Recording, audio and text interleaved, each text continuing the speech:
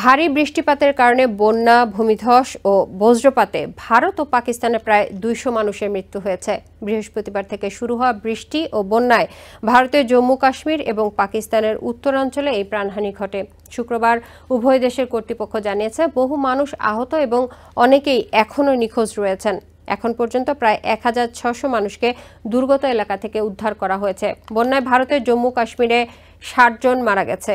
পাকিস্তানের উত্তর পশ্চিমাঞ্চলের খাইবার পাখতুনখোয়া প্রদেশের বুনের জেলা এবং আজাদ কাশ্মীরে মারা গেছেন প্রায় ১৪৬ জন।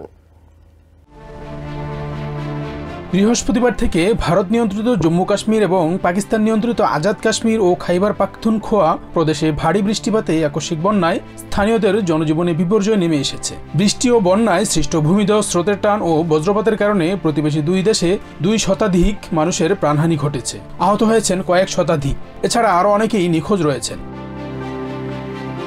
এককভাবে সবচেয়ে বেশি প্রাণহানি ঘটে ভারতের জম্মু কাশ্মীরে। এই অঞ্চলের মুখ্যমন্ত্রী ওমর আবদুল্লাহ এনডিটিভিকে জানিয়েছেন, ৫ শতাধিক মানুষ ভূমিধসের ফলে ঘরবাড়ি ও কাদার নিচে আটকা পড়েছে। জম্মু ও কাশ্মীরের ফেডারেল টেরিটরির ডেপুটি চিফ সুরিন্দর চৌধুরী বলেছেন, আটকা পড়াদের উদ্ধারে সেনাবাহিনী, ফায়ার সার্ভিস ও স্বেচ্ছাসেবকরা সমন্বিতভাবে তৎপরতা চালাচ্ছে। প্রায় ৯৮ থেকে ১০০ জন আহত হয়েছেন।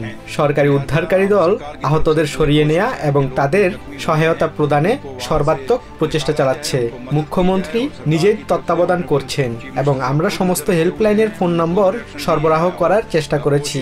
এছাড়া চিকিৎসা বিভাগ থেকে প্রয়োজনীয় যে কোনো সহায়তা দিতে প্রশাসনকে বলা হয়েছে। এদিকে পাকিস্তানের উত্তর পশ্চিমাঞ্চলের খাইবার পাখতুনখোয়া প্রদেশের বুনের জেলা এবং আজাদ কাশ্মীরে গত ২৪ ঘন্টায় শতাধিক মানুষের মৃত্যু হয়েছে। প্রাদেশিক দুর্যোগ ব্যবস্থাপনা কর্তৃপক্ষ শুক্রবার দুপুরে জানিয়েছে, খাইবার পাখতুনখোয়া প্রদেশে প্রায় ৩০টি ঘরবাড়ি ক্ষতিগ্রস্ত হয়েছে। এছাড়া উদ্ধার অভিযানে গিয়ে একটি হেলিকপ্টার বিধ্বস্ত হয়ে ৫ জনের মৃত্যু হয়েছে।